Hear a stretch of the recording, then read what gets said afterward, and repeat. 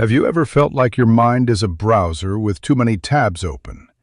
Each one is a worry, a to-do list, a memory, a fear, all flashing and demanding your attention until the whole system feels moments from crashing. We search for peace by closing our eyes, but the noise doesn't stop, because the noise isn't out there, it's in here. I remember a young man who visited our monastery, frazzled and exhausted by the city. He said to me, "I need to find silence." So I took him to the quietest garden, far from any road. After just a few minutes, he grew restless. He said, "It's too quiet. My thoughts are even louder here," and he was right. We weren't hearing the silence. We were hearing the uninterrupted noise of his own mind. You see, the world's chaos is merely a reflection of our internal one. True peace isn't about finding a quiet place. It's about becoming the quiet place. And that begins not with addition, but with subtraction. Not by building walls to keep the world out, but by reprogramming the software that interprets it. Think of your mind as a pristine, still pond. Every thought, every reaction is a pebble tossed into that water.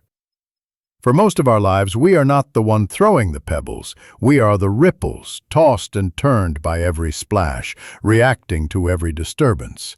We believe we are the anger, the anxiety, the rush.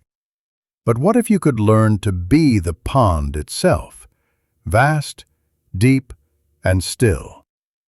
A pebble may break the surface, but the depth of the pond absorbs it without losing its essential nature. This is the reprogramming.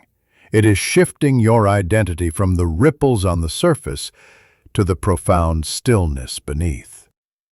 This starts with the simple yet profound act of observation. Before you can change the programming, you must first become aware of the code. So for just 1 minute today, I want you to simply watch your thoughts. Don't judge them. Don't try to stop them. Don't follow them down their rabbit holes. Just sit. And as if you were watching clouds pass in the sky, simply label them. Ah, there is a thought about work. There is a thought about what I will eat later. There is a feeling of impatience. In this space of non-judgmental observation, a miraculous thing happens. You realize you are not your thoughts. You are the awareness behind the thoughts. This tiny gap, this moment of pause, is where your freedom lies. It is the command line where you can begin to input new code. And what is that new code? It is the code of intention. Instead of reacting from a place of old habits, you respond from a place of conscious choice. When a wave of anger arises, instead of becoming the wave, you pause.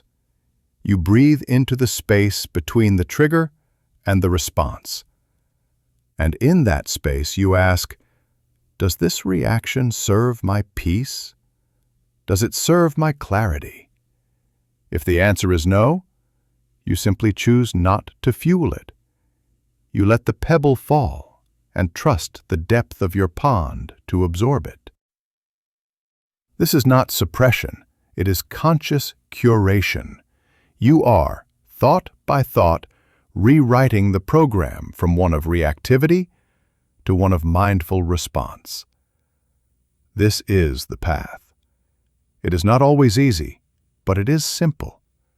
It begins with watching. It grows with choosing. And it blossoms into a life where external circumstances no longer dictate your internal weather. You will have storms, of course, but you will have built an inner sanctuary of peace that no storm can touch. You will have found a clarity that cuts through the noise of the world, because you have first found it within yourself. Go gently. The pond is already within you. You just have to remember its depth.